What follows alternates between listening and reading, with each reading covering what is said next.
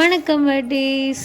இன்றைக்கி என்ன வீடியோன்னு பார்த்தீங்கன்னா, இன்றைக்கி மீன் குழம்பு தான். ஏன்னா இன்றைக்கி வந்து மயில மீன் குழம்பு ரொம்ப நாளாக வாங்கணுன்ட்டு நினச்சிட்டு இருந்தோம். முன்னாடி சாப்பிட்டது ரொம்ப நாள் கழிச்சு இன்றைக்கி தான் வாங்கியிருக்கோம்.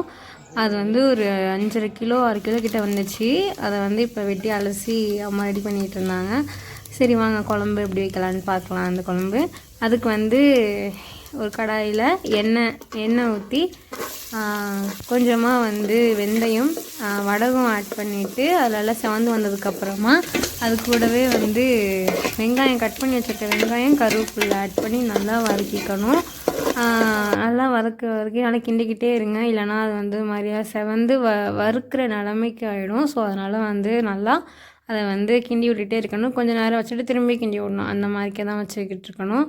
இந்த கேப்பில் வந்து நம்ம வந்து தேங்காய் திருவி அதில் வந்துட்டு கொஞ்சமாக பெருஞ்சீரகம் வெங்காயம் வச்சு அரைச்சி எடுத்துக்கலாம். ஏன்னா அது வந்து நம்ம குழம்புக்கு கறிக்கிறோம் இல்லையா, அதுக்கு குழம்பு கறிக்க வந்து கொஞ்சமாக புளி எடுத்து நல்லா கரைச்சிக்கிட்டு அதில் வந்து மிளகாத்தூள், தனி மிளகாத்தூள், குழம்பு மிளகாத்தூள், அப்புறம் வந்து தேங்காய் ஆட் பண்ணிக்கோங்க, தக்காளி வந்து இது பண்ணிக்கோங்க. அதுக்கப்புறம் வந்து கல் உப்பு ஆட் பண்ணி நல்லா வந்து கிண்டி விட்டிங்கன்னு சொன்னால் குழம்பு கன்சிஸ்டிக்கு ரெடி ஆகிடும். இப்போ வந்து வதக்கிட்டு இருந்த வெங்காயமும் ரெடி ஆகிடுச்சு.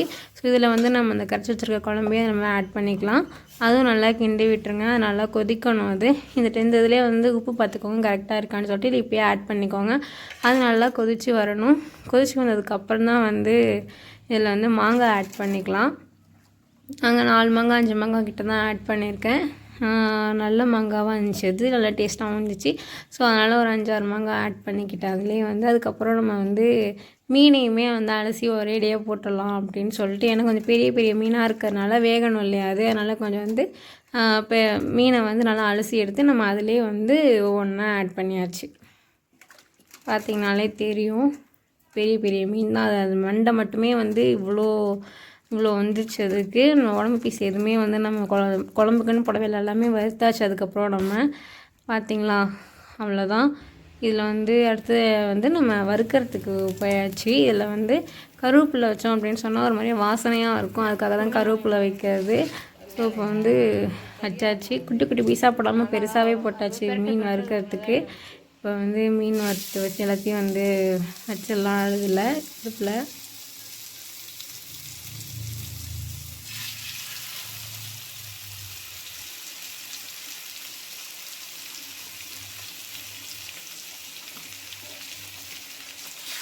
அதுதான் மீன் வந்து வச்சாச்சு. அடுத்து நான் வந்து ஒரு 2-3 சிட்டா போட்டு தான் எடுத்துக்கிட்டேன். அவ்வளோதான் குழம்பு ரெடி ஆகிடுச்சி. குழம்பு வந்து பார்த்திங்களா சூப்பராக இருக்குல்ல. இவ்வளோ தான் வந்து லைட்டு கொஞ்சம் நேரம் தான் வேக விட்டால், ரொம்ப வேக வச்சா வந்து உடஞ்சிரும் அப்படின்னு சொல்லிட்டு கொஞ்சம் நேரம் தான் வேக வச்சுட்டேன். குழம்பு ரெடி ஆகிடுச்சு. மீனும் வறுத்து எடுத்தாச்சு. நம்ம பார்த்திங்களா பார்க்கவே சூப்பராக இருக்குல்ல. கருவேப்பிலை ஆட் பண்ணக்குள்ளே வந்து ஒரு மாதிரி வாசனையாக இருக்கும். அதுக்காக தான் கருவேப்பிலை ஆட் பண்ணுறது. அதுக்கப்புறம் மீனில் வந்து சனை இருந்துச்சு, அதையுமே வந்து இந்த மாதிரிக்கு வந்து மசாலா போட்டு வந்து ஒரு மாதிரி பரட்டி எடுத்தாச்சு. அது கூடவே சாதம் வச்சு சாப்பிட்டாச்சு. அவ்வளோதான். இன்றைக்கி இந்த வீடியோ பிடிச்சிருந்தா வீடியோக்கு லைக்